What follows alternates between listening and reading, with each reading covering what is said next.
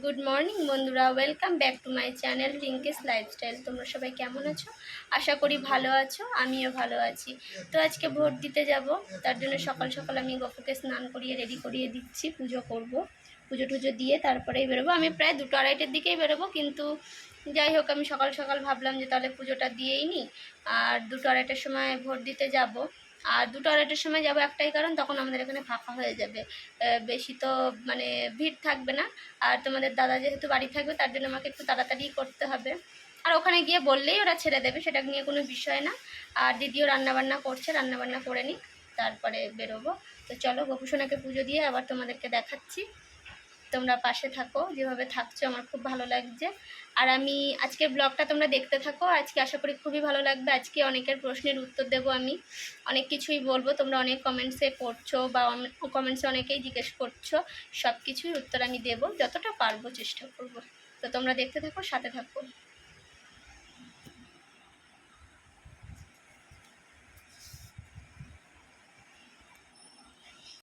দেখো বন্ধুরা, আমি আজকে আমাদের এখানে ভোট ছিল, আমাদের সবার লাস্ট ভোট, আজকে 1 তারিখ।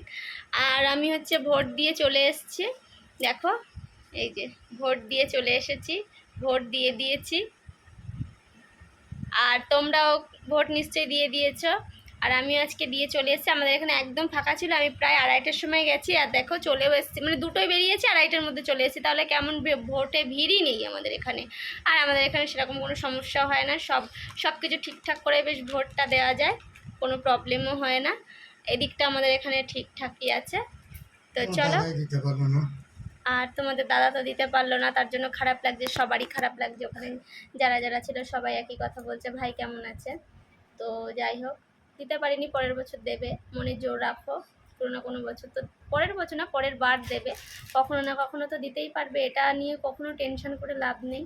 এটাই সবসময় আমি তোমাদের দাদাকে বোঝাই, যে দেখো পরিস্থিতি যেমনই হোক না কেন, আমাদের ঘুরে দাঁড়াতে হবে, কিচ্ছু করার নেই।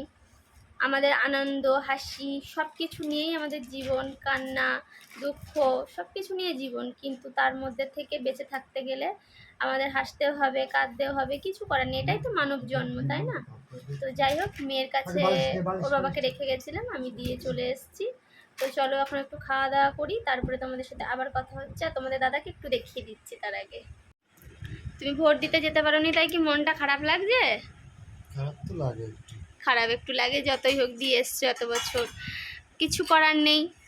আমি ঠাকুরের কাছে একটাই প্রার্থনা করি, তুমি আবার সুস্থ হয়ে ওঠো, আগের মতো আমাদের সংসার আবার হাসি খেলায় ভরে উঠুক। চোখের জল ফেলবা না কখনো, একটা কথাই তোমাকে সবসময় বোঝাই, চোখের জল ফেলতে নেই। ভগবান অসন্তুষ্ট হবে, আমাদের দুঃখ দিয়েছে, দুঃখ বারণ ঠিক হবে, নিবারণ তো অবশ্যই হবে। মানুষকে ভগবান পরীক্ষা করে। আর দেখো মেয়ে ছিল, মেয়ে ওর বাবার পাশে ছিল, থেকে দেখেছি, আর আমি গেছিলাম ভোট দিয়ে আসতে। তো চলো খাওয়া দাওয়া করি, তারপরে আবার কথা হচ্ছে। দেখো বন্ধুরা, আমি তোমাদের দাদাকে পুজো টুজো দিয়ে এসে তোমাদের দাদাকে একটু এরকম ভাবে বসালাম, কারণ খুব কষ্ট হয়ে যাচ্ছে। একটু ওই প্রসাদ দিয়েছিল দিদি, এক পাশের বাড়ির এক দিদি, তো সেই প্রসাদ একটু খাইয়ে দিতে, তো বললো হচ্ছে গিয়ে একটু উঠে বসাও আমাকে। তাই একটু উঠে বসিয়েছি। শরীরটা খুব ভালো, মানে খারাপ লাগে, সারাদিন হচ্ছে গিয়ে শুয়ে শুয়ে থাকে, তো খাওয়ার পরে গলায় গলায় হয়ে যায়, তাই বললো উঠে একটু বসাও। আর তোমাদের মধ্যে একদিন কমেন্টস করেছিলে যে পিছনে যদি বালিশ টালিশ দিয়ে বসানো যায়, ঠিকই বলেছো বন্ধু, কিন্তু তোমাদের দাদাকে যদি আমি বালিশ দিয়ে বসাই না, তাহলে কি হয়, বালিশগুলো দিয়ে পুরো, যেহেতু শরীর ছেড়ে দিয়েছে বুঝতেই পারছো, সব বালিশ নিয়ে পড়ে যায়, যেহেতু পুরোটা নিয়ে ওই জানলার সামনে ঠেসে বসানো যায় না। আর এমসি আমি যেহেতু দেখিয়েছিলাম, এমস থেকে বলেছে পুরো এরকম ভাবে উঠে বসানো যাবে না, তাই আমি একটু আলগা এরকম আস্তে করে তুলে এরকম ভাবে বসাই বলেছি, একদম টোটালে বসানোও বন্ধ, যেহেতু স্পাইনাল কর্ড এটা হাই পোর্শনে হয়েছে, লো পোর্শনে হয়নি। তার জন্য হচ্ছে গিয়ে যে ওকে বসানো যাবে বা জোর করে আমি কিছু করব, কখনোই সম্ভব না। আর বলেছে, আর এরকম ভাবে ঘাড়ে মাথাটা রাখলে তাহলে এই যে হাই পোর্শনটায় কোনো সমস্যা হয় না, তোমাদেরকে আমি যেটা ভালো করে বুঝিয়ে বলছি, এই এই হাই পোর্শনটায় কোনো সমস্যা হয় না। আর লোয়ার পোর্শনটাও হচ্ছে ওর 7-8টা শিরা ড্যামেজ আছে, এখানে হচ্ছে গিয়ে 4টে শিরা ড্যামেজ আছে, তাই স্পাইনাল কর্ড যেটাকে বলে, স্পাইনাল কর্ডে ওর সমস্যা হয়েছে। এবার স্পাইনাল কর্ড সমস্যা মানে বুঝতেই পারছো যে মেন যে শিরা ওখানেই সমস্যা হয়েছে, তার জন্য উঠে বসতে বা আহ, মানে দাঁড়ানো অনেকটা দেরি লাগবে। এবার তোমাদেরকে আমি পুরোটাই শেয়ার করব, ডাক্তার কি বলেছে না বলেছে, আজকে তোমাদের অনেক প্রশ্নের উত্তর দেব। আর তোমাদের দাদাকে এভাবে বসিয়ে রাখলাম যে একটু একটু কষ্টটা যাতে কম করে যায়। জানি একটা শোয়া মানুষের কষ্ট আমি নিবারণ করতে পারবো না, এটা আমার পক্ষে কেন, মানে ভগবান ছাড়া কেউ পারবে না, কারোর সম্ভব না। তো তোমাদের দাদা হয়তো বা কিছু বলবে, আমাকে বলছিল আমি কিছু বলবো, তো দেখো কি বলে। কিছু বলবে? হ্যাঁ, বন্ধুদের কাছে। একটু সরিয়ে নিয়ে বাবা, বাবার কথাটা একটু বোঝা যাবে না। আমার মেয়ে আমাদের ক্যামেরাটা একটু ধরে দিচ্ছে, তোমাদের দাদার কথা শোনা যাবে না অত জোরে। আমি তো আমি তো শুয়েই আছি। এই যে বসে একটু আছি, উঠে বসেছি, আমার খুব ভালো লাগছে। যাক, তোমরা পাশে থেকে একটু সবসময় শেয়ার করো। তোমাদের দাদার কথাটা একটু আলিয়ে যায়, আমি কারণ বলছি, ঠিক স্পষ্ট বলতে পারে না, এরকম বসে থেকে, শুয়ে থাকলে স্পষ্ট বলতে পারে। বোঝাতে চাই যে আমার তোমরা এখন এরকম ভাবে একটু এমনি সাবস্ক্রাইব একটু করো। কষ্ট হচ্ছে, কষ্ট বসেও একটু হচ্ছে। কষ্ট হচ্ছে না, একটু চাপ লাগছে, কষ্ট হচ্ছে। হ্যাঁ, এমনি তো দম নিতেও হালকা কষ্ট হয়, মানে শরীরটাও তো সেরকম চাঙ্গা না। যাক, পাশে থেকো, সবাই পাশে থেকে আমাদের বলো। আমাদের পাশে থেকো, আর সবাই ভিডিও দেখো, যে সবাই তোমার ভিডিও দেখছে আর সবাই তোমার পাশে আছে, সবাই ভগবানের কাছে প্রে করছে যাতে তুমি সুস্থ হয়ে ওঠো, আর তুমি সুস্থ হয়ে উঠবে। সবাই তোমার গোপুসোনা আছে, কান্নাকাটি করো না, একদম দেখবে একদম ঠিক সুস্থ হয়ে যাবা।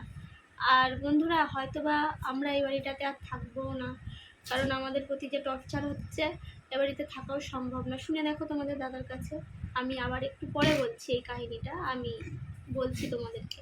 নিজেদের বাবা মাই পাশে নেই, তার কে থাকবে? দুঃখ করো তারাই না, ভগবান তো পাশে তারাই আছে, তারাই বন্ধুরা আছে পাশে। তারাই বলে বেরিয়ে যেতে, ওই করে করে আমার মাথা নষ্ট করে পুরো এখন আমাকে শেষ করে দিয়েছে।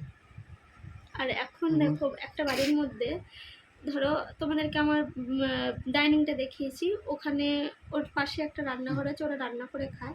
ওখান থেকে খেয়ে দে ওর বাবা উকি মেরে মেরে এই ঘরের সামনের থেকে যায়, তবু ছেলেটাকে জিজ্ঞেস করে না যে তোর শরীর ভালো আছে বা কি বৃত্তান্ত। এই যে এমসে এত এটা বড় একটা ডাক্তার দেখিয়ে এটা আসলাম, দেখলেও আরো বেশি কষ্ট লাগে। ওইটাও সহ্য করতে পারছে না তোমাদের দাদা, ওইটা মেনে নিতে পারছে না যে আমার বাবা মা, আমি এতটা শরীর খারাপ, মানে আমি পুরো বিছনা সহ্য, এর থেকে আর কষ্ট বা এর থেকে বড় শরীর খারাপ কারোর হয় না।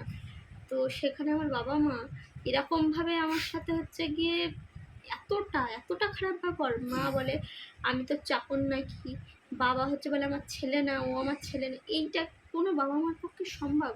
হ্যাঁ, মাত্র প্রকৃত বাবা মা, তাদের পক্ষে কোনোদিনই সম্ভব না। এদের ভিতরে মনুষ্যত্ব বলতে কিচ্ছু নেই, যে তার সন্তানকে ভালোবাসে না, সে আমাকে কি ভালোবাসবে না আমার মেয়েকে কি ভালোবাসবে। তাহলে তোমরা বুঝতে পারছো যে আমাকে আর আমার মেয়েকে কতটা কতটা যন্ত্রণার মধ্যে এখানে থাকতে হয়। সবসময় বলে বেরিয়ে যা বেরিয়ে যা, আমার বাড়ির থেকে বেরো, মানে কীভাবে টর্চার করছে তোমরা জানো না। তো বন্ধুরা, দেখতে থাকো। তোমার দাদা সবসময় কান্নাকাটি করে, তোমাদের দাদা, আমি সবসময় বুঝাই কেউ নেই তো কী হয়েছে, আমি তোমার পাশে আছি। আর এখন আমার ফ্যামিলি তোমরা, আমার ফ্যামিলি মেম্বার, কান্নাকাটি করো না, ফ্যামিলি মেম্বার তোমরা, তোমরা আমার পাশে আছো।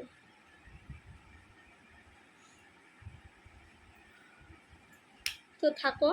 আর আমি ভোট দিয়ের মাঝে চলেও এসেছি তোমাদের সাথে, সেটা শেয়ার করেছি, আমি আবার আরেকবার বলে দিলাম।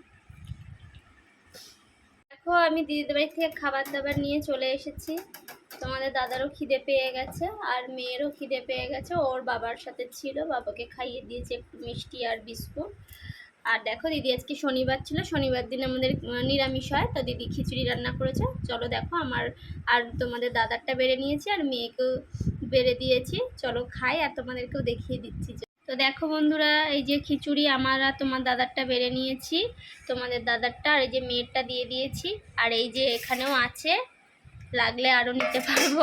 আর দিদির এই খিচুড়িটা খুব সুন্দর হয় খেতে, তোমাদের দাদা তো খাওয়ার জন্য কালকেই বলছিল। তো যাই হোক, খাওয়া দাওয়া করি চলো, তারপরে আবার তোমাদের সাথে কথা বলছি পরে।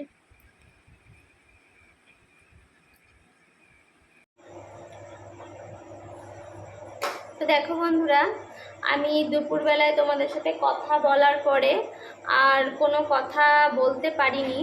তারপরে সোজা সন্ধ্যা ঠন্ধ্যা দিয়ে গা হাত পা ধুয়ে তোমাদের সাথে তোমাদের কিছু কমেন্টসের উত্তর এখন দেব।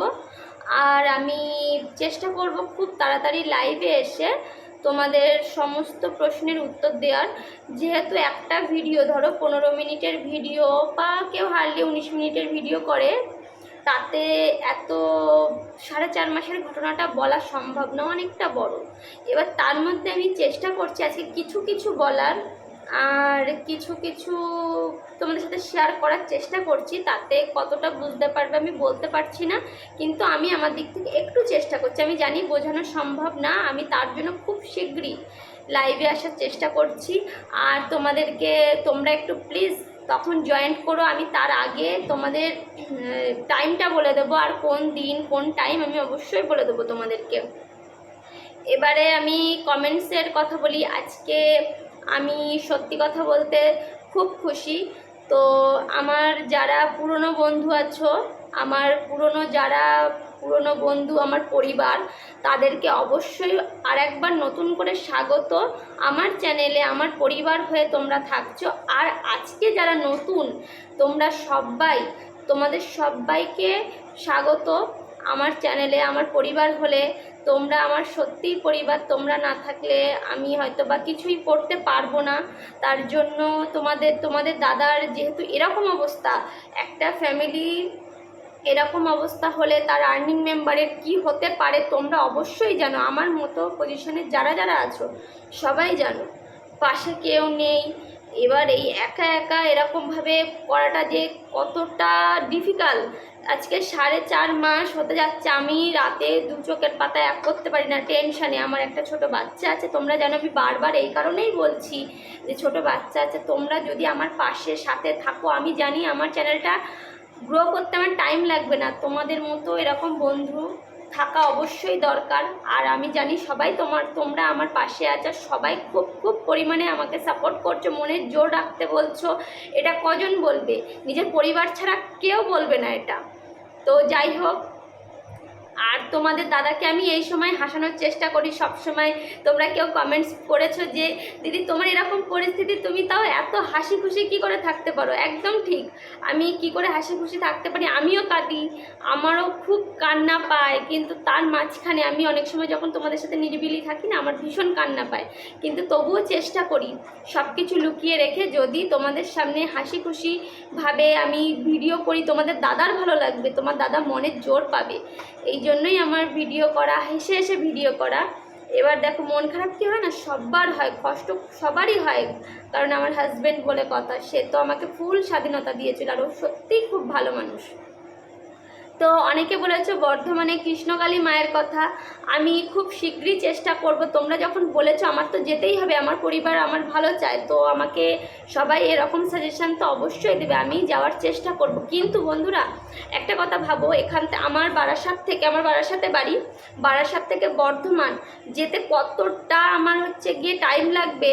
আর তার থেকেও বড় কথা, আমি শুনেছি হয়তোবা বারাসাত থেকে বর্ধমান হয়তোবা 82 কিলোমিটার। এবার এরকম একটা অসুস্থ পেশেন্ট, তোমরা তো জানোই, এর শ্বাসকষ্টের প্রবলেম হয়, ইউরিনের সমস্যা আছে, প্লাস সোজা হয়ে একদম শুতে পারে না, কাত হয়ে না শুলে পায়ে ব্যথা করে, অনেক রকম সমস্যা আছে। এবার তবুও আমি যাওয়ার চেষ্টা করব। প্লাস আমার গাড়ি ভাড়াটা প্রচুর লাগবে। এখান থেকে আমার বর্ধমান, যেহেতু তো শোয়া পেশেন্ট, গাড়ি ভাড়াটা কতটা লাগতে পারে তোমরা ভাবতে পারছো। যাবো আসবো, তাহলে আমার প্রায় 5-6 হাজার টাকার উপরে আমার গাড়ি ভাড়া লাগবে, তারও বেশি ছাড়া কম না।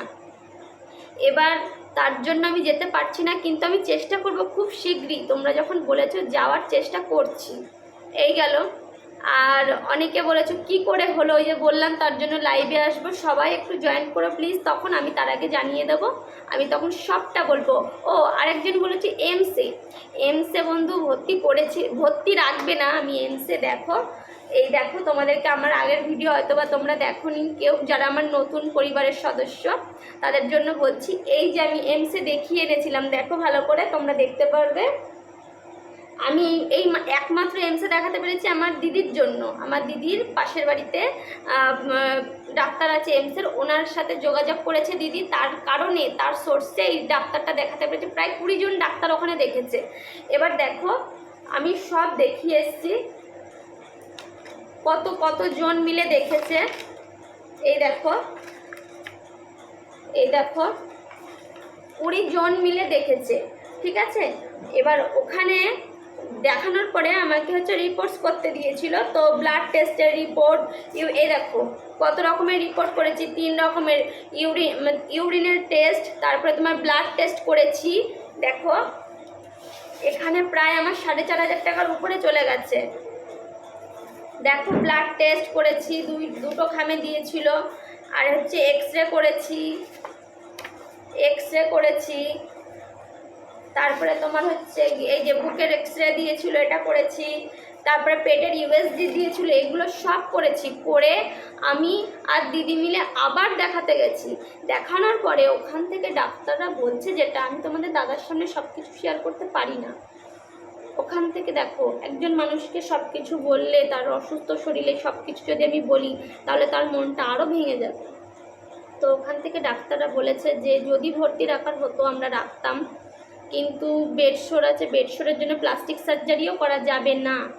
আর বলেছে যে এ কখনোই উঠে বসতে বা দাঁড়াতে কখনোই পারবে না। একদম আমাকে খোলাখুলি বলে দিয়েছে। এমসের থেকে, আরজি কর থেকে, এখানে আমাকে নার্ভের ডাক্তার দেখেছি সেখান থেকে বলেছে, প্লাস আরও 3-4 জন ডক্টরস বলেছে আমাকে যে এ কখনোই উঠে বসতে পারবে না বা দাঁড়াতে পারবে না, সম্ভবই না। যেহেতু স্পাইনাল কর্ডে হয়েছে, হাই পোর্শন, লো পোর্শনে হলে ওনারা কিছু একটা করতে পারলো। এবার তোমরা বলো এই জায়গায় দাঁড়িয়ে আমার মেন্টালিটি কতক্ষণ আমি স্ট্রং রাখতে পারবো। তবু আমি চেষ্টা করছি যতটা সম্ভব হাসি খুশি ওকে রাখা যায়, ও ভালো হয়ে থাকুক, ওকে ভালোভাবে রাখার চেষ্টা করছি।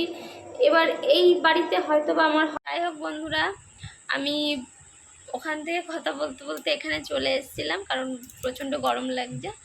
যাই হোক, তো হয়তো বা এই বাড়িতে আমাদের থাকা হবে না, কারণ এরকম শ্বশুর শাশুড়ি ভাসুর যা যেন কারণ না হয়। মানে আমার বাদ দাও, ওর যে নিজের বাবা মা, ওর মানে নিজের সন্তানই এই কথাটা বলছে। মানে এতটা আমরা এখানে এতটা পরিস্থিতি খারাপের মধ্যে রয়েছি। তো যাই হোক বন্ধুরা, আমার পুরো ফ্যামিলি আমার পাশে আছে, আমি এটাতেই খুব খুশি। তো তোমরা অবশ্যই পাশে থেকে লাইক, কমেন্ট, শেয়ার আর সাবস্ক্রাইব করতে ভুলো না। আমি এতে ভীষণ খুশি, তোমাদের দাদাও খুশি। আমি জানি এরকম একটা অসহায় ফ্যামিলির পাশে তোমরা থাকলে আমরা অবশ্যই এগিয়ে যেতে পারবো। আর জানো তো বন্ধুরা, টাকার অভাবে আমি ফিজিওথেরাপিটাও ছাড়িয়ে দিয়েছি।